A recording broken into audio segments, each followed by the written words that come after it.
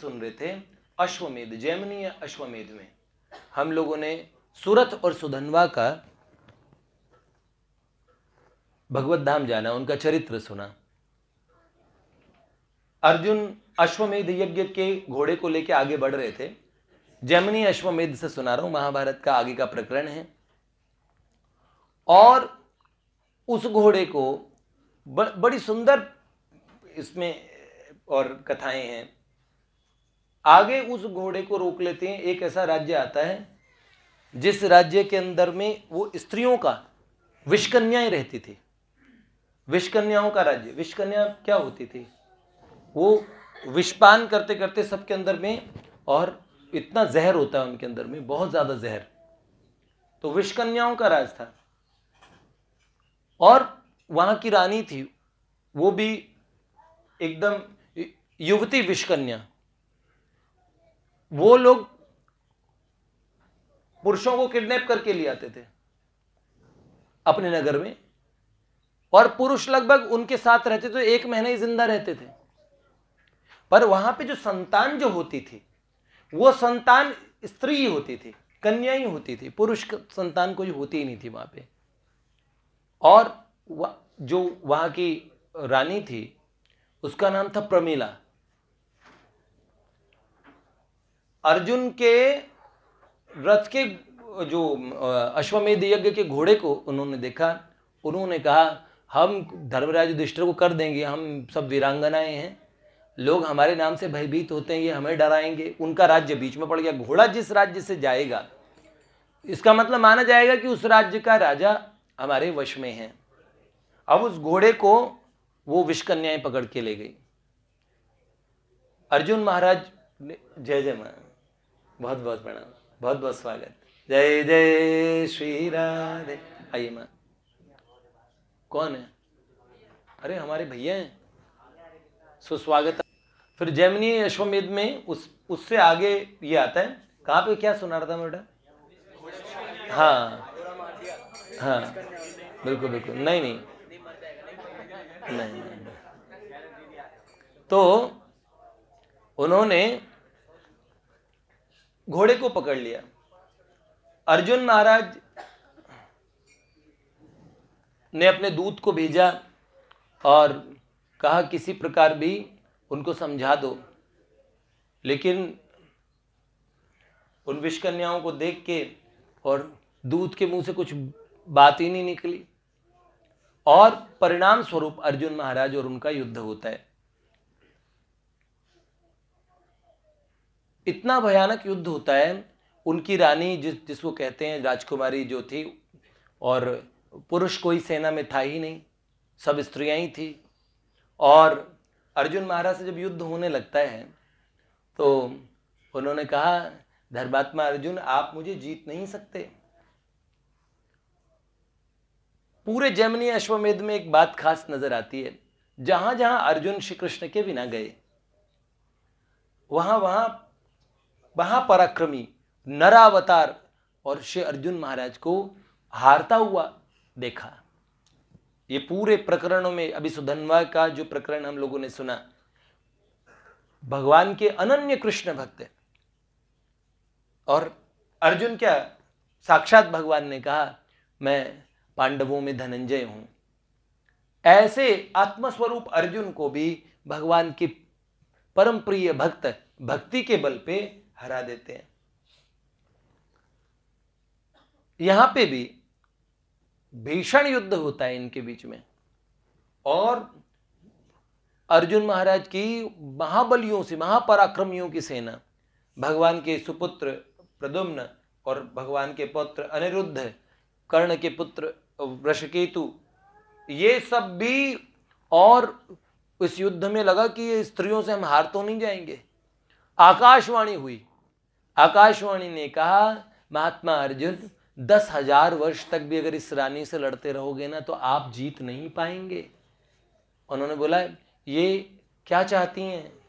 तो उन्होंने कहा वस्तुतः इन्होंने, रानी ने सबसे पहले ही अर्जुन को प्रस्ताव दिया कि देखो आप मुझे स्वीकार कर लो।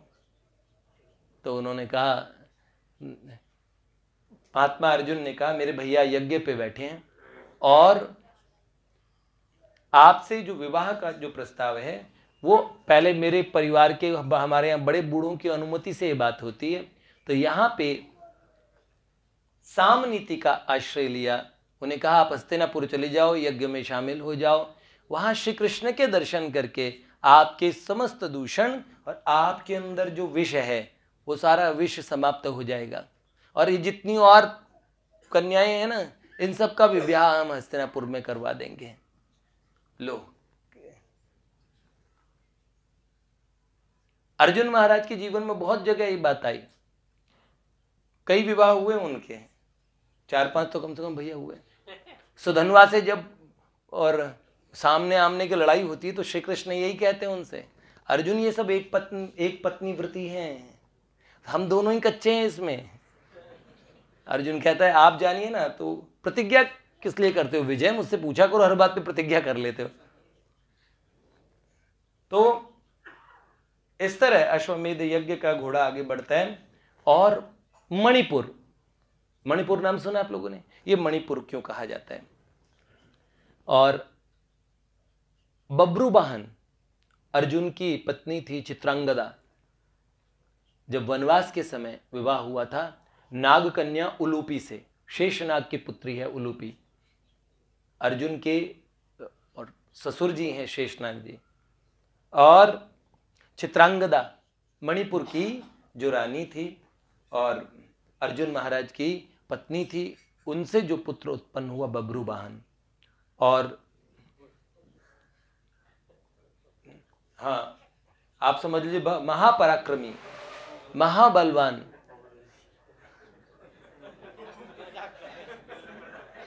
बच्चे देखो नाम अलग अलग होते हैं, अब आप नहीं समझ पाए तो एक बात अलग है।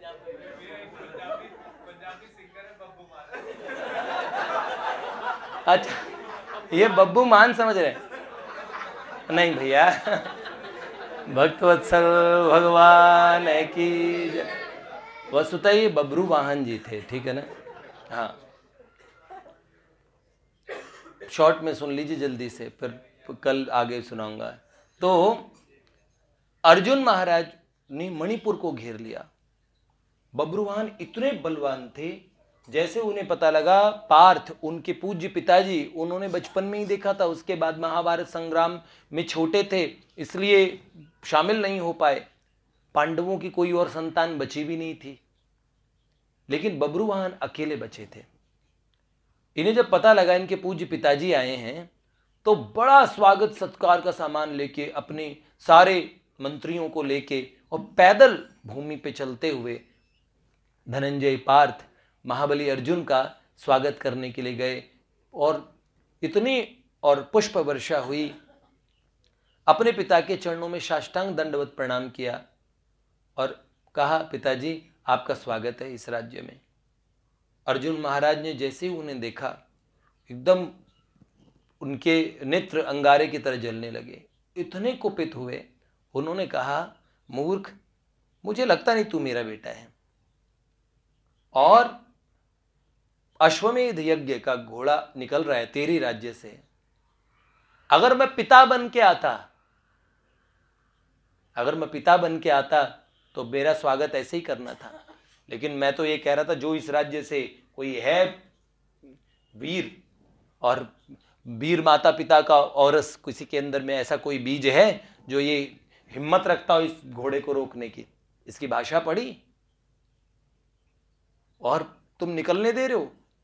मुझे लग रहा है तू किसी बनिए का बेटा है, तू क्षत्रिय की तो लेन देन पे आ गया।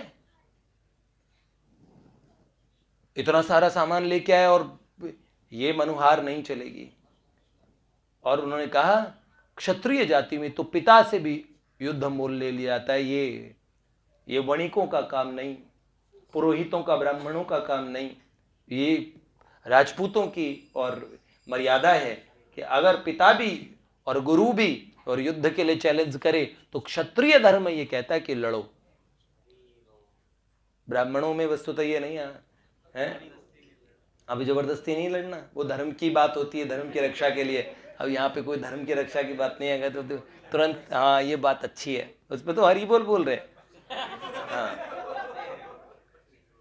वस्तुतः हम लोगों को तो सर्वधर्मान परित्यज्य मामेकम शरणम व्रज नियम है, लेकिन शास्त्र में विविध धर्मों की चर्चा हुई, वो हमारे लिए काम की होती है, निश्चित ही उन्हें ध्यान से सुनना चाहिए।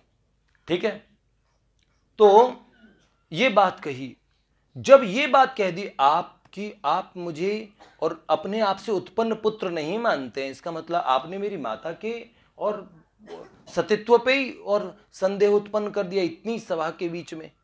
बब्रुवाहन ने कहा, पार्थ अब आप देख लेंगे कि मैं किसका पुत्र हूं। और उनका अब लौटता हूं और कवच कुंडल और आवरण भूमि में आपका स्वागत करूंगा जैसा आपको अपेक्षित है। अब आप भूल जाएंगे कि ये घोड़ा यहां से वापस भी जाएगा। तो चले गए बब्रुवाहन और भयानक युद्ध की और व्यूह रचना प्रारंभ हो गई। श्याम सुंदर साथ थे नहीं, तो आगे क्या होता है ये हम कल सुनेंगे। भक्तवत्सल भगवान की जय जय। आज का विचार दे दो। आज हमारी माँ आई है और